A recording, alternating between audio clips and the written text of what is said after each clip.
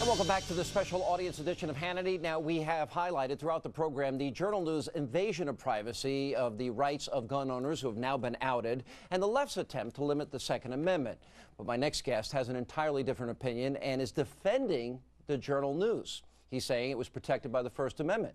And I do give him a lot of credit, by the way, because I don't think our audience really is going to like him. But joining us right now is criminal defense attorney, former New Jersey prosecutor Jeff Gold.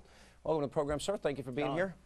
I want to play a 911 tape. Woman in Georgia, just happened a little over a week ago. She has twin 9-year-olds. Guy breaks in with a crowbar. She goes into the crawl space of the house, hides, quiet. Husband, 911 on the line. Very chilling moment. Listen to this. Is he in the house, Melinda? Are you sure? How do you know? You can hear him in the house. Melinda, if he opens that door, you shoot him, you understand?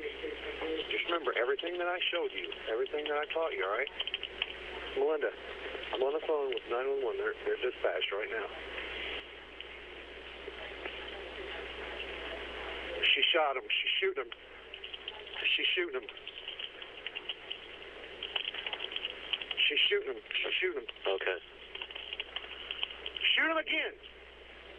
Shoot him. Oh, no. Now remember, he has 9-year-old twins. She's protected. She's in the crawl space. Broke into the house. Was that a good thing? She had a weapon in that house? Sure. It was a good thing. Sure, it was a good thing. So, I mean, look, Sean, when I have a gun, I want a sign on the outside of my house that says, "I've got a gun. Stay away." So there's a different way to look at it. Sometimes. Wait. You do. Do all of you want a sign on the front of your house?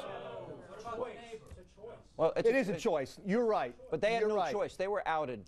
These people have no choice, and they feel that their lives are in greater danger now because now criminals know they have guns, and they also know where the people live that don't have guns. Right, but the Journal News did a service. Now these legislators who are here in the audience, they're going to make sure that this law, this Open Public Records Act, has an exception for guns. So they've done a good service. I'm not saying which is right and which is wrong, but the sunshine of this law is a good thing. Now we know there's a problem with it. They'll fix it. All right, so, well, then you're not really defending it. I am defending the First Amendment. Well, I'm defending the fact that they outed these people now. The First Amendment is not absolute. Can I go into a crowded theater and yell fire? But the Second Amendment isn't absolute either. I asked you a question. Can I go into a... No, absolutely not. I cannot go in. Absolutely So there not. are. So do we...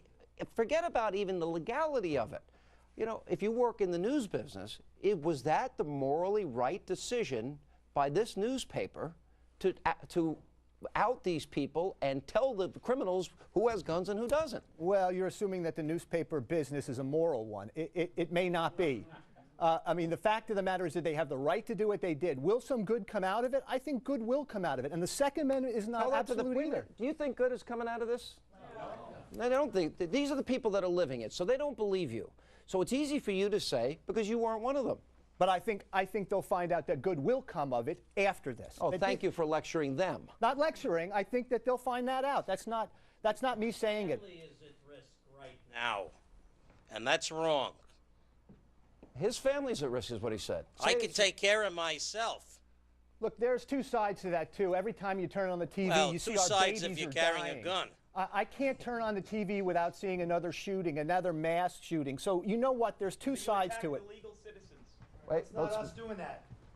I understand that. Say I that agree again, with sir? you. That's not us doing those mass shootings, So sir. you attack the legal citizens. No. I'm just saying they had a right to publish it and that some good will come out of it. Irresponsible. They didn't have to publish it. Just because they had the right did not mean that they had to publish it. But you know, the government knows all of this. Every one of you is One question identified. we need to ask is what was the intent of this? And the intent of this, of whether or not you realize this, you are a bully and you are a pawn in the liberal media complex. Want to start? Yes, sir. In the back, in the third row.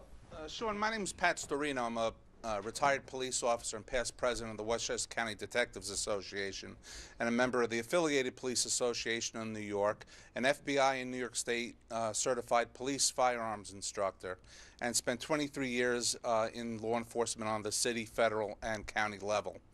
And I can tell you that there's case law that came out in December of 2011.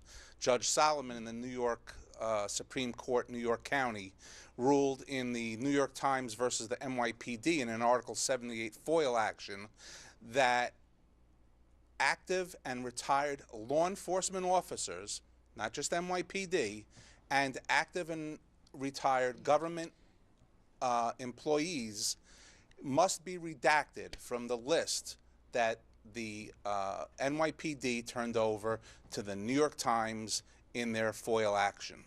That speaks volume towards case law and may work towards the pending legislation in the Assembly and Senate, which in its justification clearly says that the exposure of this information does the record holder, their families, and the public at large a great disservice and puts them at risk.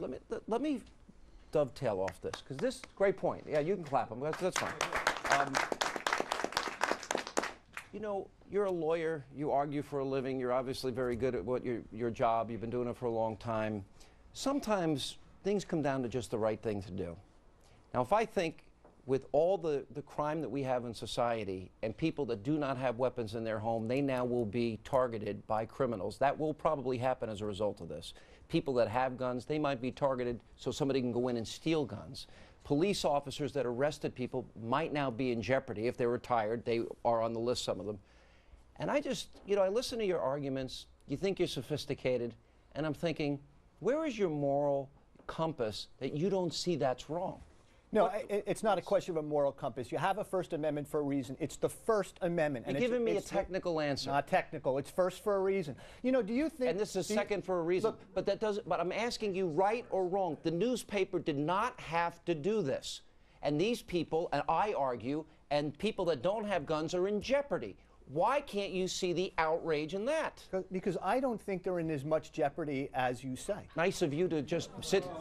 Last week there was a news conference in Rockland County where the local sheriff said his officers in the correctional facility are being approached by the incarcerated people and saying, "I know your address."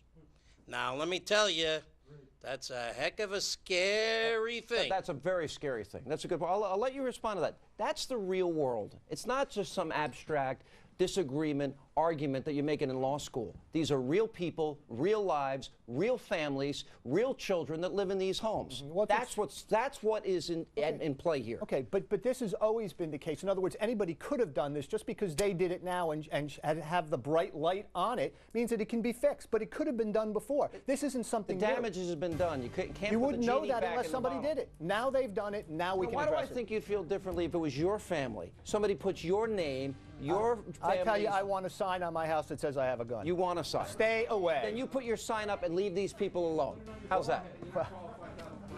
All right. Yeah. All right.